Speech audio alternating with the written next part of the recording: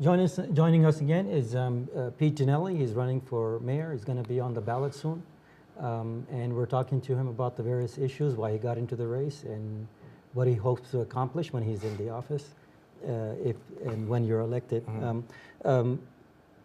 Before you went for break, we were talking about, we were getting into the budget. That's right. And I know we don't have very much time on this show. Just give me a little bit on, I'm sure you've read the proposed budget. Is there anything that sticks out to you that you feel that is not accurate or? Well, whenever you're dealing with a general fund budget, what you're talking about is roughly a $485 million general fund budget, which is used to finance essential services in the Albuquerque area.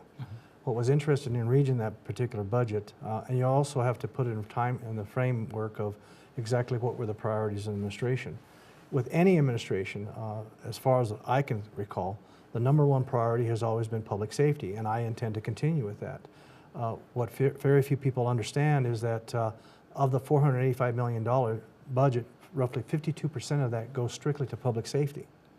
That's to fund the police department, the fire department, and 911.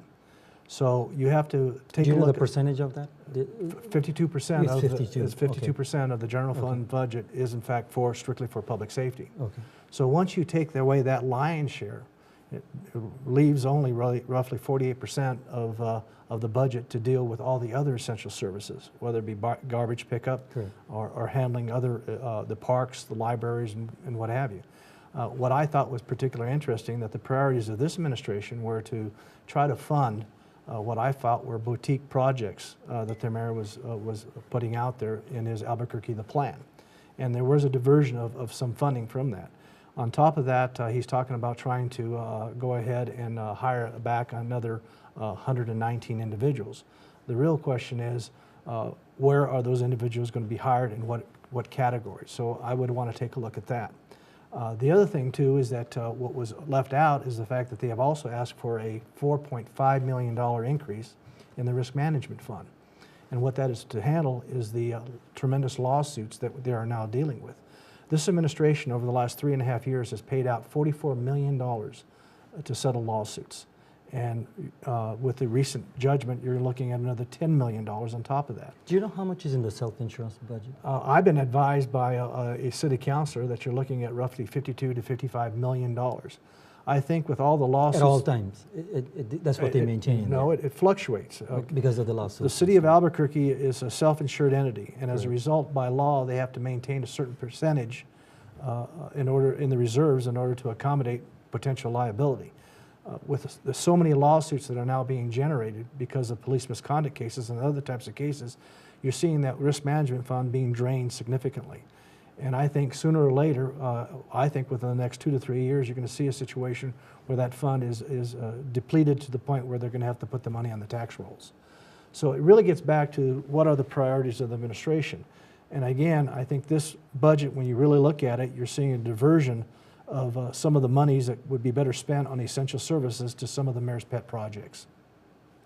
Is specifically referring to the ABQ project? The Albuquerque the Plan, and what that includes, he was talking about improvements to the Bosque area. He was also it's a very small portion though, right? No, it's a good chunk of money. A lot of money that could probably be better served in other areas. But once again, when you're talking about a 1% increase in raises for the employees, that's what he's proposing. Keep in mind, this is the same mayor that actually reduced salaries by 3% roughly 3.5 years ago. So for them to try to say that they are going to increase everyone's salary by 1%, what they're doing is they're trying to make up for the fact that they cut back by 3% all city employees' salaries 3 years ago. I think their position was either take these cuts or we have to lay off a whole bunch of people. So they you know, the administration, that he figured that it's better to take a little bit of cuts. Would you? I would disagree with that because what they also did is they put a freeze on all hiring. And what they wanted to do is they talked about furloughs, they talked about cuts, but in reality when it was fleshed out, where they made the majority of their savings was not filling vacancies. And it's an old try and true approach to government whenever you have shortfalls. But usually when you have shortfalls of $10 to $16 million, some of the more quality of life projects take a hit. And if you take a look at the zoo, you'll see that there were a lot of amenities at the zoo that a lot of the facilities at the zoo were not being properly repaired. Now they're back $20 million in repairs. And as a result, they also had to increase the zoo fees. Also the convention center, they're now doing a $20 million remodel of the convention center. You kind of wonder, would that money been better spent elsewhere? And I think it would have been better spent, especially at the zoo. But the point is that it gets back to priorities and what type of leadership is being exerted by this particular mayor. My background as such is that my dad was a barber, my mother was a waitress. They were working people. They worked very hard, and I think this administration has really turned its back on the average working person.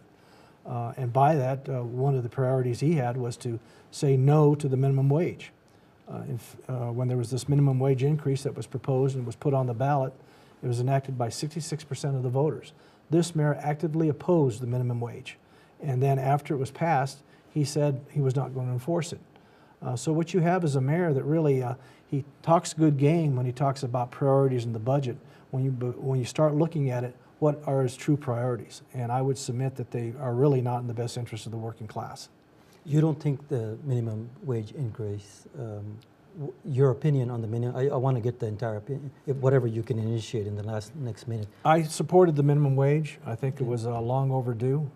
As mayor, I will enforce the minimum wage. And I think, again, it's difficult to enforce, though. No, it's not difficult to enforce. Because that's what they're telling you. But the administration has 33 lawyers that work for the city attorney's office. Keep in mind, every business that has to operate in the city of Albuquerque has to have a business license. The city attorney's office could very easily have sent out a letter or a demand letter to every business in town who is not cooperating and saying, if you don't follow the minimum wage, we're going to shut you down. We're going to pull your business license. That under the law, you are required to follow all the ordinances of the city of Albuquerque. And turning your back as a private businessman on those ordinances means that we can pull your license. So the city could enforce it if they wanted to, but you have a mayor and a city attorney that was refusing to do that. So as mayor of Albuquerque, you can't pick and choose the laws that you want to enforce. You have to enforce the laws equally and just as against everybody. Once the law became law by vote of the general public, this mayor and the city attorney had an obligation to enforce it. Hold that thought for a second. We'll take a short break and come right back. We'll be right back with Pete Dinelli.